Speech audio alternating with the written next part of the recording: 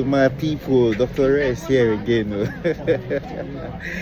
Yeah, we couldn't conclude the last time we were talking about this post-Jakba advice, and I'm here to do a continuation. I do not know if I'll be able to finish it, but anywhere we stop, we go carry on like that. Okay. So what I thought we say, a lot of people, a lot of us, because including me, I know they exclude myself. Okay.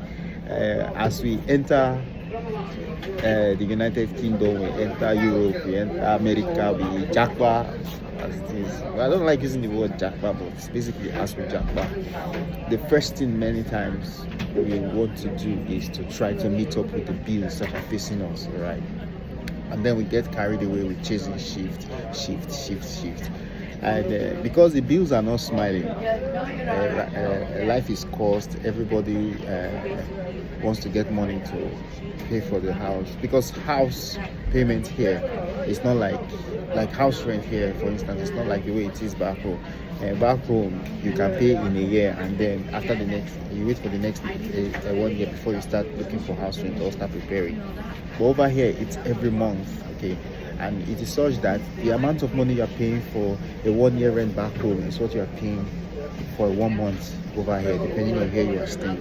So you are paying your house rent, you are paying your light bill, you are paying your gas, you are paying for council tax, water. Water over the waste for house, you pay for it over here. Now, all of these bills knocking on your door force every one of us to now start looking for shift. And because the system here has been optimized, you know, the beg say, Oga, beg. Just like back home, you can say, landlord, please, can you, I beg, give me 1 more month or give me 1 more week or so. Well, you can't do that here.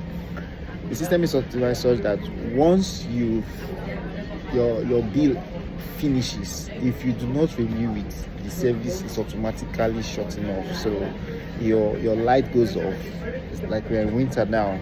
Imagine the cold that you'll be facing. You will be able to cook, you'll be able to make any comfortable thing at home, because you need to pay your bill. And so for that reason, a lot of us, we keep on chasing shifts. So you see people doing 60 to 70 shifts, 60 to 70 hours rather, in a week.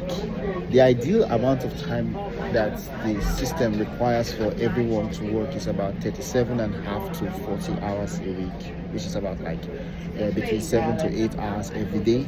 But because you want to double up, you find a lot of us taking more shifts. Now, I came to understand that when we do this, we forget the major essence of life, which is number one, our health. Because there are about 5 currencies of life, and one of them is health. So money is actually the last and the least of all of life's currencies. Sadly, that is what every one of us we are chasing, neglecting the other basic currencies. In other videos, I'll talk about the other currencies of life, but one of them is health.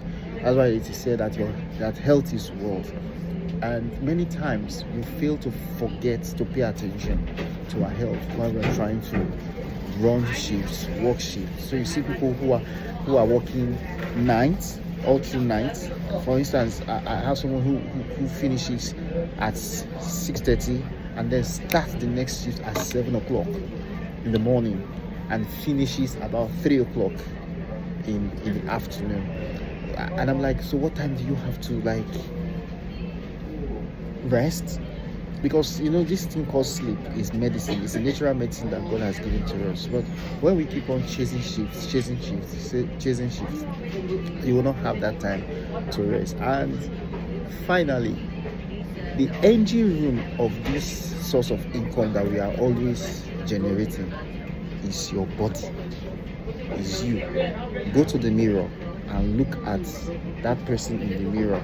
That is the engine room of your source of income.